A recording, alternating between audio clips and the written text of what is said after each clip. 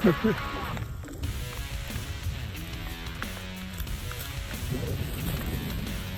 my God. I think I speak for all Canadians when I say that experience would genuinely make us weep with joy. This is Sportscentre. Hey, I'm Marissa Berto, and after an eerily silent night in the NHL, the league is back in full swing tonight with 14 games and 5 Canadian teams in action. Let's start with what has become must-see TV. Because who's missing a chance to see the soap opera level drama that is the Oilers? Edmonton has got the Hurricanes tonight, and this game could probably be described as the two most hyped teams coming into the season that have been the most disappointing. Because a whole lot of experts picked Edmonton out of the West and Carolina out of the East. The Canes are 10-7 on the season and sit 4th in the Metro, which is definitely more to work with than Edmonton's brutal start, but still not anywhere meeting the Canes' expectations coming into the season. The Jets have the Lightning tonight, and hey, did you know they also have the co-leading goal scorer in the NHL? Kyle Connor has been a huge part of the Jets' impressive start, notching 14 goals through 17 games, as Winnipeg had started the season 10-5-2. The Flames have the Predators for the second time this month, and both teams are coming off wins on Monday. The Preds will have to worry about Jonathan Huberdeau a little more tonight, who luckily for Calgary is showing some signs of heating up, with 2 goals and 3 assists in his last 3 games. Vancouver takes on Colorado in a clash between 2 giants in the West.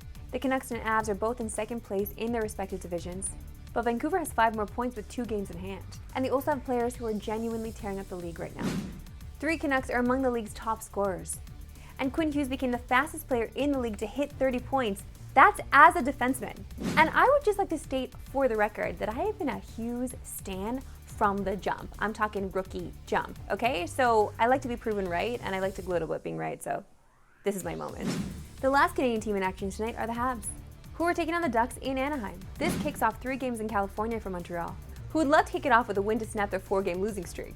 Meanwhile, Anaheim is on a 3-game losing streak of their own, so there should be a ton of desperation in this one. Viewers in the Habs region can catch that one tonight on TSN2, with coverage starting at 10 Eastern, 11 Atlantic.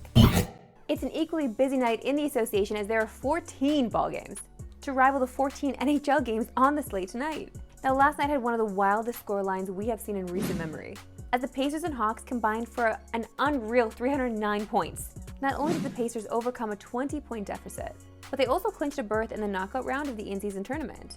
So with the Pacers back in action tonight and hosting the Raps, we're going to need to bring in Wesley Chang to break it down for us. Great to see you again, Wes. Great to see you, Marissa. Okay, the Pacers have been playing at a ridiculous, pace this season. They're averaging a league best 128 points per game, but they're also giving up a league worst 126. So is this a recipe for constantly smashing overs in their games? And is there a lot of value in it? In theory, there's value there. The Pacers have gone over their game total in 11 of 12 games this season, but the odds makers will eventually adjust. They went over against Atlanta, but 252.5, that's the highest game total the NBA's had in almost 3 decades. Even for tonight, the Raptors game is 238.5. That's the highest game total they've had all season. For as many points as Indiana allows to their opponents, the one note I will make, they are the league's best at chasing players off of the 3-point line. So if you're taking player props, trying to chase these overs, be mindful of that. Don't take a guy who gets their points off the threes. Meanwhile, the Raps are coming off one of their worst performances of the season last night, giving up 126 points to the Magic. Are you expecting another shootout here? Give me your best bet for tonight. It might not be a shootout, but I'm not confident in either team's defense at the moment, and that's why I like Halliburton to grab 12 or more dimes in this game. Now, off the tongue, that sounds like a crazy number, and you're not wrong to think that, but if you look at all the advanced passing data, he's first in all the important categories. Total assists, potential assists, points created off of assists. He's covered this line in 8 out of 12 games this season. Toronto came out of the gate playing really strong on defense. The last few games, they've really tailed off. I just don't see them being in a position off of a back-to-back to stop Halliburton tonight. Thanks again for joining us, Wes. Thanks, Marissa. And you can catch the Raps visiting the Pacers tonight on TSN, with coverage beginning at 7 Eastern, 4 Pacific. Time enough, my favorite segment, and yours, Why We Love Sports Today. Why we love sports today. GOAT debates have sometimes brought out a lot of anger and a lot of passion throughout the sports world discussions. Like, don't even get our bar down group started on MJ versus Braun. But what about fictional GOATs? Well, yesterday on the Stephen A. Smith show, a caller tried to trip him up with a hypothetical GOAT debate, but Stephen A. was ready. But where do you rank a guy like Lightning McQueen with 7 Piston cups? I would tell you he wouldn't be the GOAT. How are you going to be the GOAT? Because you talk about the movie Cars, right? You talk about the movie Cars, right? I mean, when you talk about Strip the King Weathers and Lightning McQueen, they're both tied with 7 Piston Cups. Strip Weathers, you've got about him? How can you be the GOAT? You got somebody that's tied with you? You got somebody that's tied with you?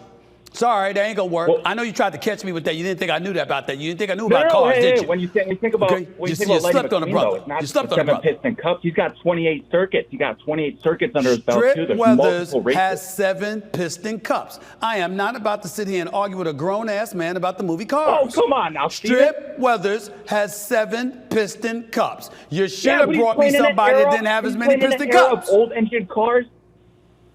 Yo, man. Let's talk about a guy Lightning McQueen. That's like comparing him to Jerry West era. You can't. Danny, how old are you?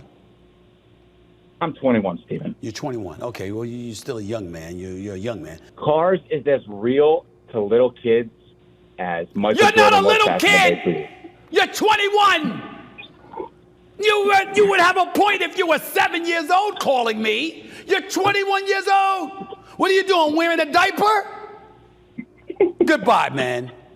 I actually love it because he did say, okay, you're still a young man. You're still a young man. Then it absolutely lays into him about not being a little kid. That's actually facts. You're a young man, but not a little kid. Let's get it together. We're going to move over to a segment now that we would usually reserve for the summer. But today we got a very special off-season edition of Diamond Studs.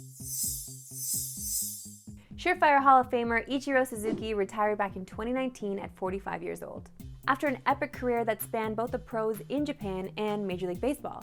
Ichiro is known for his cannon of an arm from right field, and could have been an effective pitcher if he focused his attention on it, which he demonstrated against a high school girls all-star team at the Tokyo Dome. The 50-year-old legend showed no mercy, topping out at 86 miles per hour and throwing a complete game shutout, striking out 9 on 116 pitches. Ichiro also knocked out a couple of hits with his patented lefty stroke, including this ringing double to the gap, which probably would have been a triple or an inside the Parker in his younger days. And while some might wonder why he put so much effort into this game, look how much it means to this girl to strike Ichiro out. That's going to be a story she tells for the rest of her life. Competitor through and through, there was no way he let that go on his own. He's cheesed about that. Wow. Imagine striking out Ichiro? It's time now for me to make my anytime goal scorer bet. We usually do this on Tuesdays, but because the NHL went completely dark last night, thanks Gary, we're going to change things up and just do it today. And for it, I'm going with the rookie phenom, Connor Bedard. I know, big surprise. He entered the day paying plus 145 on FanDuel, which are longer odds than 12 players tonight. Bedard could have some extra motivation as it'll be his first meeting with 3rd overall pick Adam Fantilli. The former World Junior teammates are among the leaders in every major offensive category for rookies. Bedard could also become the first player since Elias Pettersson 5 years ago to score 10 goals in his first 17 career games, and just the 4th player in franchise history to turn the trick. Now, the 18-year-old has not scored in his last 3 games, but he had racked up 8 goals in his previous 8 games, and should be due to break out, because he's getting to face one of the few teams that's almost as bad as the Blackhawks. The Jackets are winless in their last 9 games, which is tied for their worst stretch in franchise history. Meanwhile, Chicago is 7-1 against Columbus over the last 5 seasons. That's all for today. We'll see you back in tomorrow 3 Eastern, no Pacific. Have a good one.